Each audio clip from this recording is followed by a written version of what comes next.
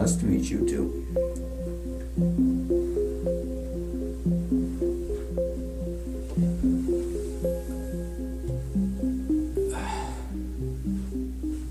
My name is Alexander Smith.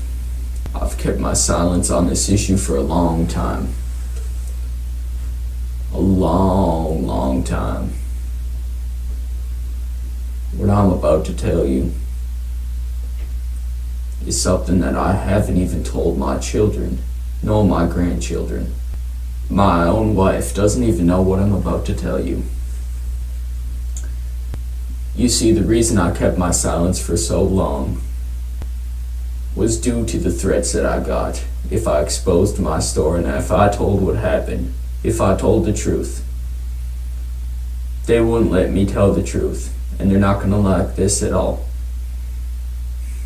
But I couldn't live with myself one more day if I kept it all sealed up. The only way I can live with myself from now on is if I tell the truth about what happened. And I suppose my story starts back in the year 1981. You see, I had a background in the military. I rose up the ranks and eventually I worked for the CIA. I can't give my specific position in the CIA due to the fact that they would know who I am. I realize that most people watching this right now, they're gonna dismiss this. They're gonna think I'm making up a story for attention. I just want to say to everybody who's watching this, that's not me. I wanted to tell the truth for so long.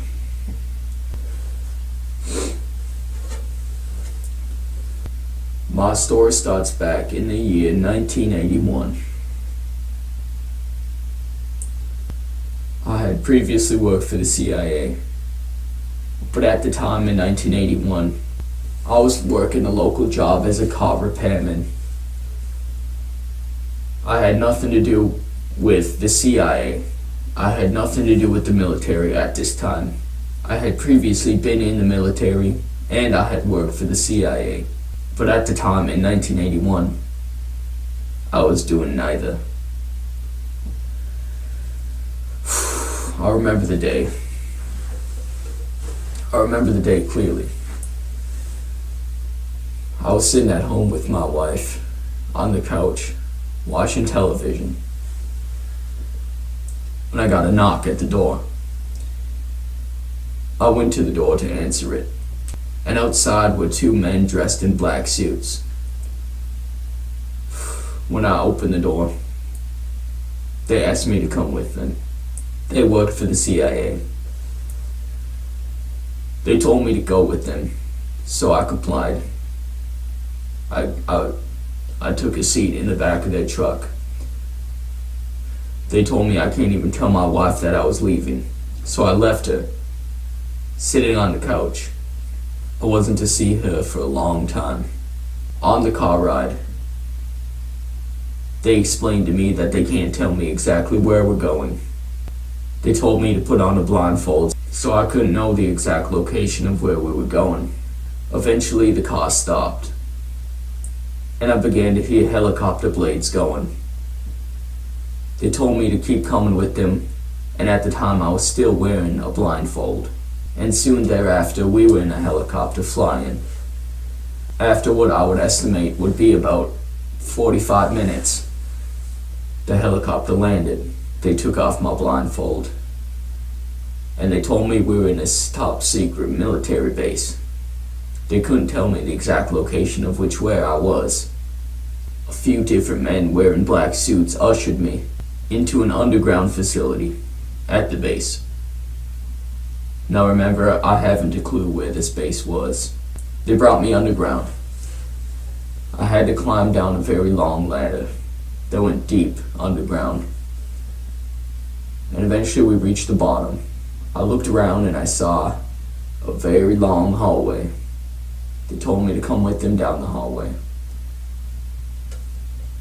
Now, having worked for the Central Intelligence Agency I had a little bit of an idea of what we were doing. You see, back when I worked for the CIA, they were telling me about this one project in which they would test the limits of space and time itself. And they were working with top scientists on how to solve some of the biggest issues facing our Earth. I wasn't exactly sure what, but I had remembered that I had previously signed up. Now remind you, this was around 10 years before. I worked for the CIA in the 1970s, and they come get me around 10 years later. After walking down this long hallway, there was a room on the right side. They told me to come into the room, and inside the room I saw this contraption with wires, and it was made of metal. Very big contraption. It was a big cube. Wires sticking out, gauges on the side. I didn't know exactly what to think of it. And I remember clear as day, one of the scientists came up and he told the other men wearing the black suits that they could leave. And they stepped out of the room and closed the door. It was just me and this one scientist inside the room. The scientist, he told me, "This is a time machine." Obviously, I was in shock. Now, I knew the CIA had developed previous technologies before they came out. It's just how it is. The technologies that you're using right now, like smartphones, they were developed around 30 years prior to them actually being released. So you can only imagine what technologies they have right now. Upon that man telling me it was a time machine, he soon told me that I was going to be the first test subject. I was going to be the first one. He told me there was a high probability of me getting hurt or dying, and that I could not opt out. He reminded me of when I signed up as a test subject for advanced technologies. I complied. He had me put on this metal helmet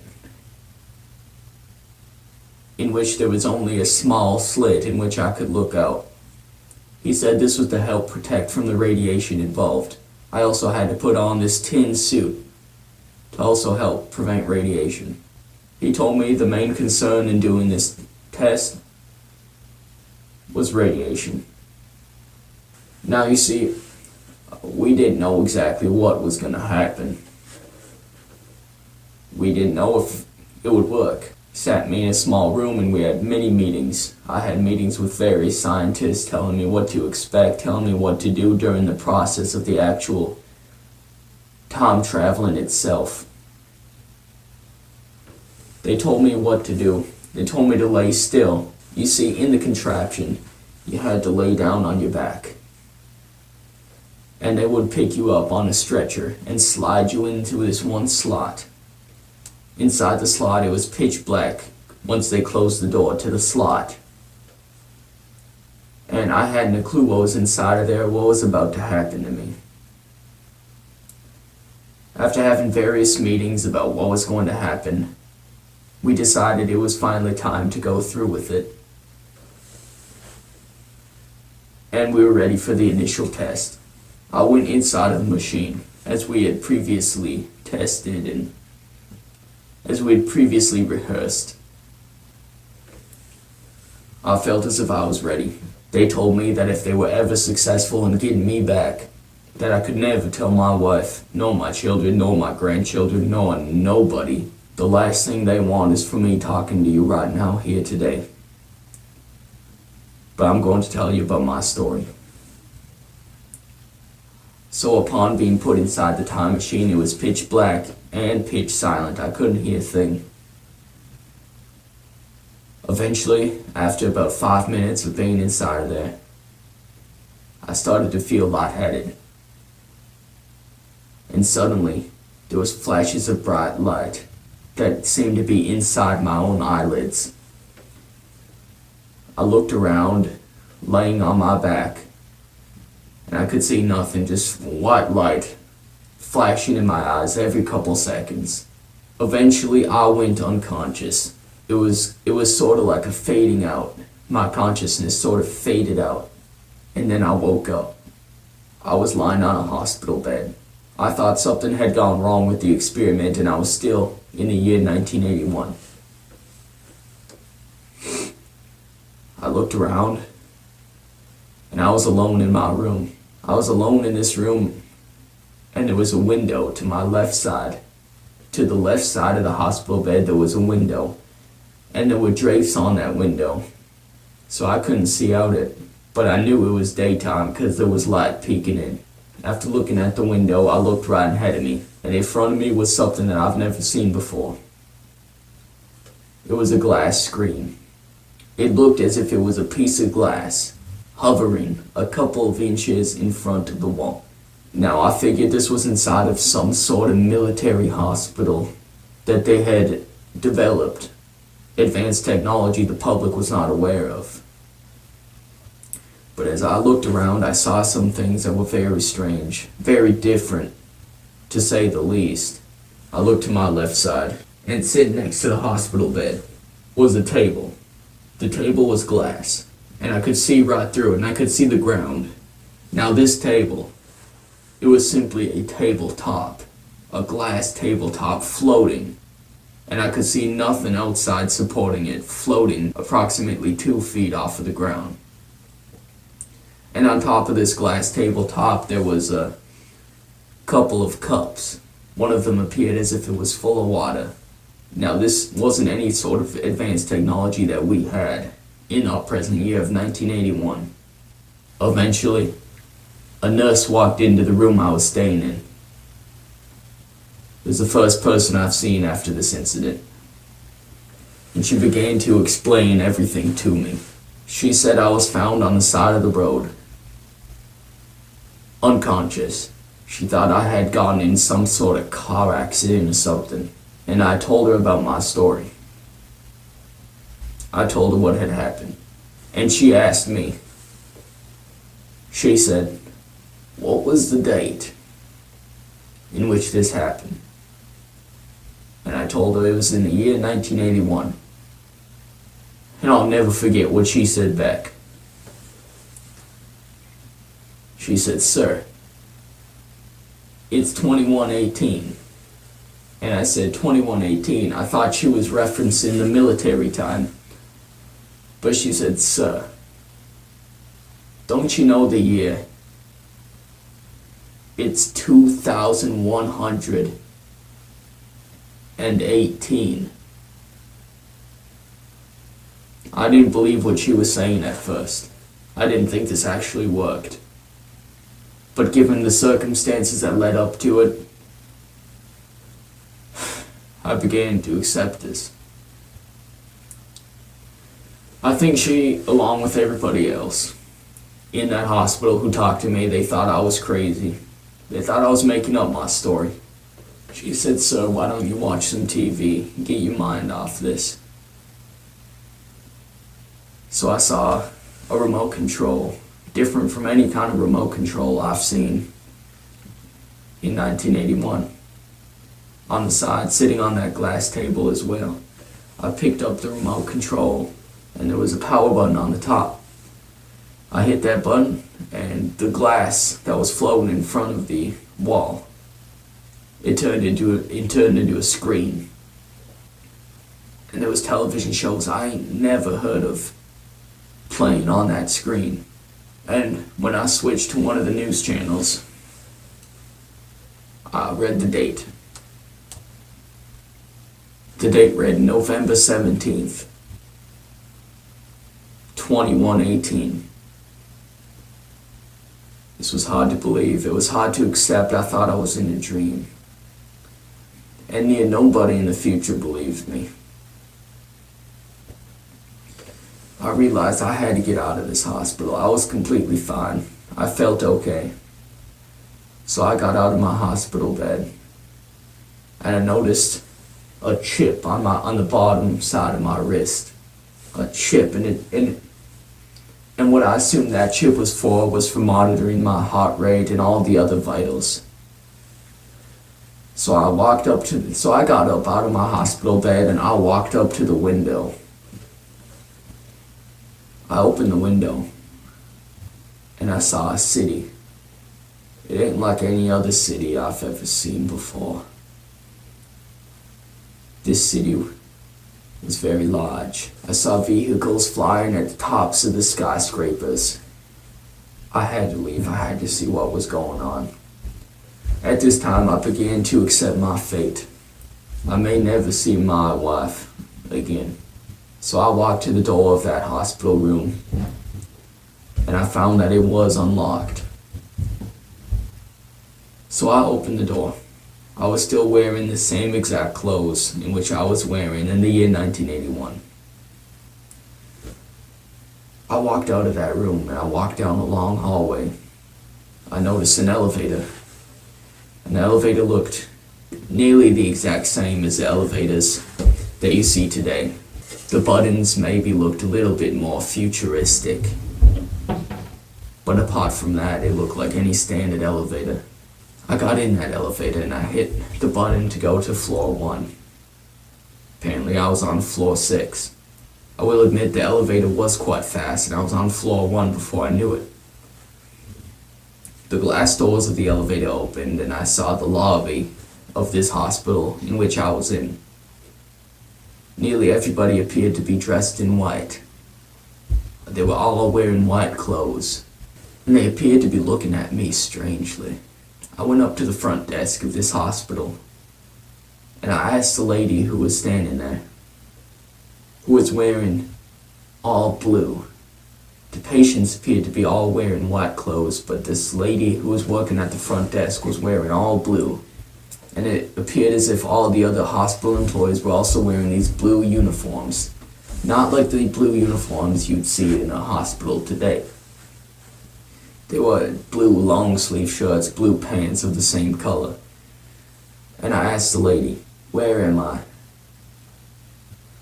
And she tells me, "You're in District 508.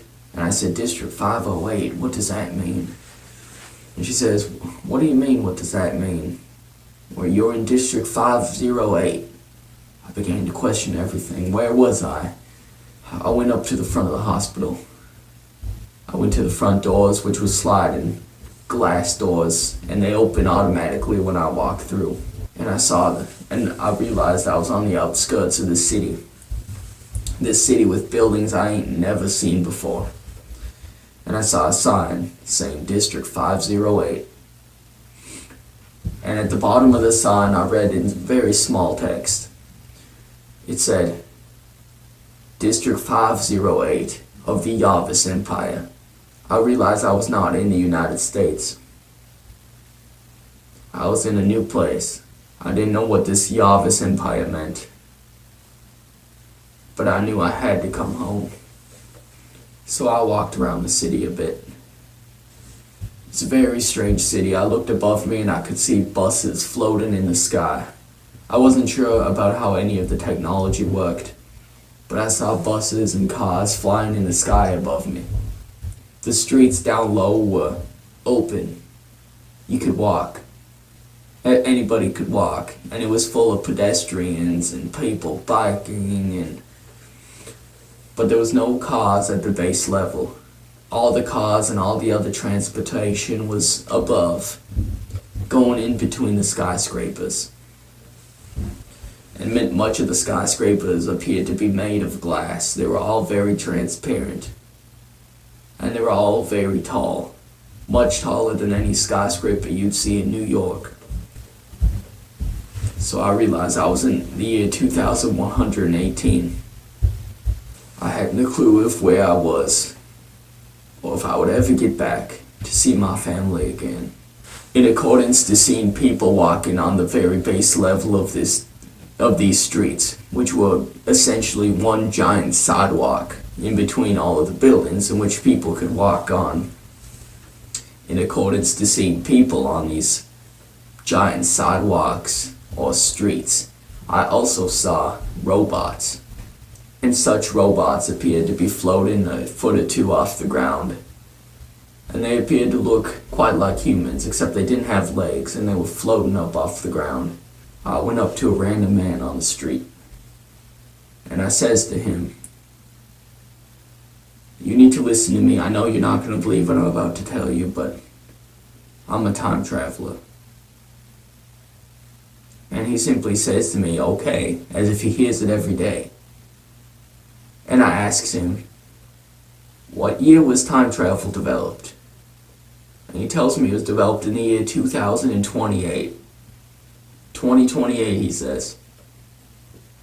And it says, "No, I'm a time traveler, and I travel from the year 1981. He looks at me strangely and he says, "But they taught me time travel was developed." So both of us were confused. I had to get back. So upon walking around, I went up to one of the robots, and I says, "Excuse me," and it turns around and looks at me. It looked like any other ordinary person, except it didn't have legs and it was floating off the ground. And it turns around and looks at me.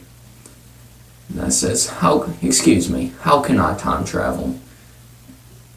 And the robot says, "Well, sir, you need to go to the nearest time travel agency." And I says, "Time travel agency, where can I find that?" And she gave me this little glass tablet type of thing, and it had directions on it.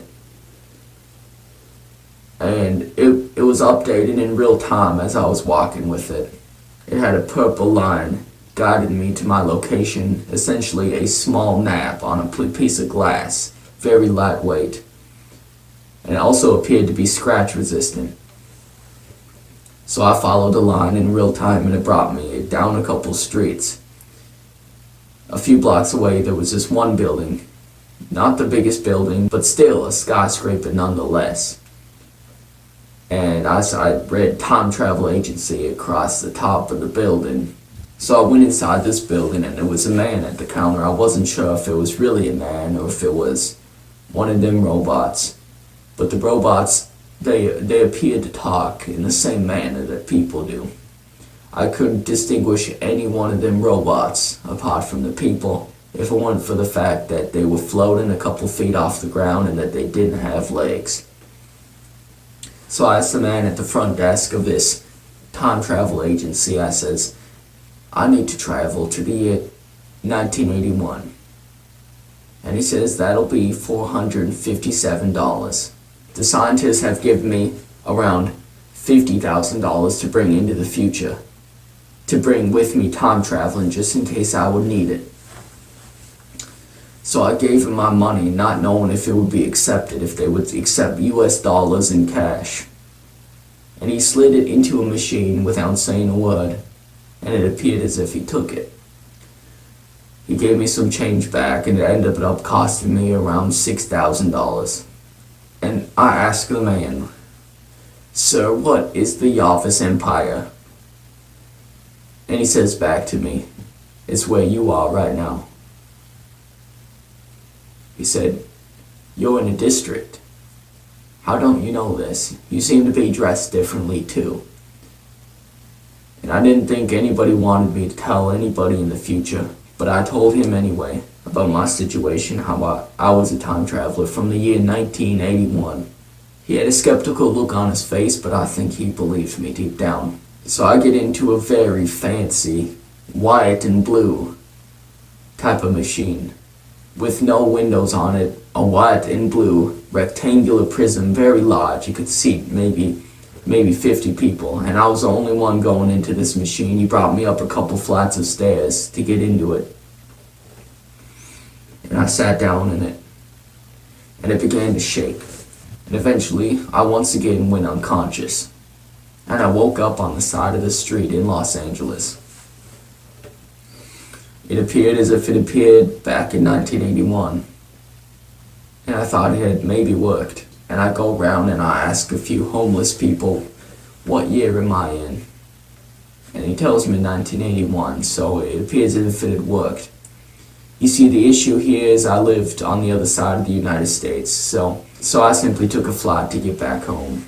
And I was contacted by the Central Intelligence Agency not too long after. And they once again took me from my home, and I could not tell my wife any of this. Asked me all sorts of questions, and I told them everything I knew. You see, I also had a bag with me that I was going to take a camera, and upon other things, food, and anything else I might need. However, the bag was not successful in being teleported, for lack of a better word, into the future.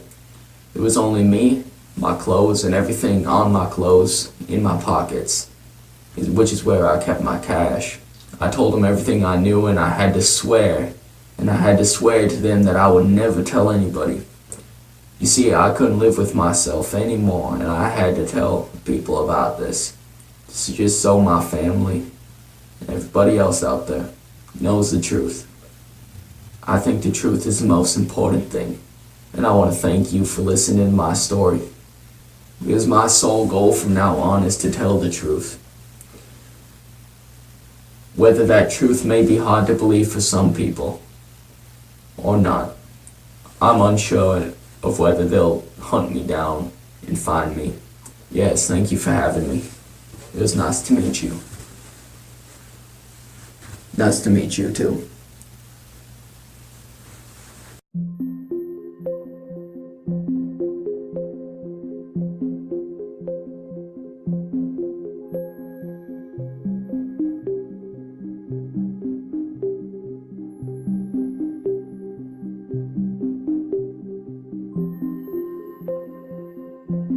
Long was due to the threats that I got. If I exposed my story and if I told what happened, if I told the truth, they wouldn't let me tell the truth, and they're not gonna like this at all. But I couldn't live with myself one more day if I kept it all sealed up. The only way I can live with myself from now on is if I tell the truth about what happened.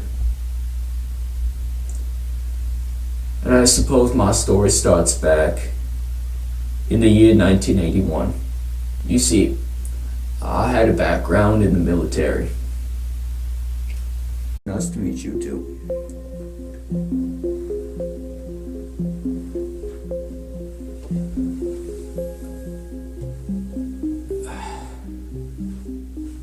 My name is Alexander Smith. I've kept my silence on this issue for a long time.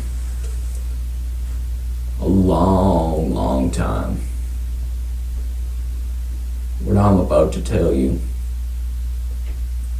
is something that I haven't even told my children, nor my grandchildren. My own wife doesn't even know what I'm about to tell you. You see, the reason I kept my silence for so long, I rose up the ranks and eventually I worked for the CIA. I can't give my specific position in the CIA, due to the fact that they would know who I am. I realize that most people watching this right now, they're gonna dismiss this. They're gonna think I'm making up a story for attention. I just want to say to everybody who's watching this, that's not me. I wanted to tell the truth for so long.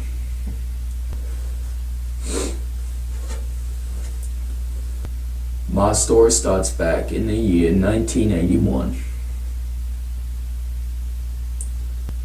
I had previously worked for the CIA, but at the time in 1981, I was working a local job as a car repairman.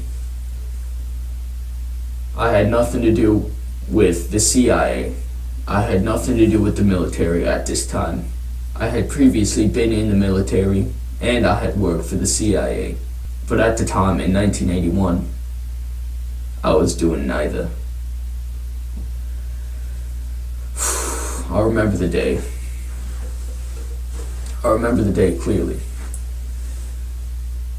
I was sitting at home with my wife, on the couch, watching television,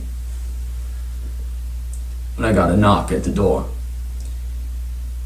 I went to the door to answer it.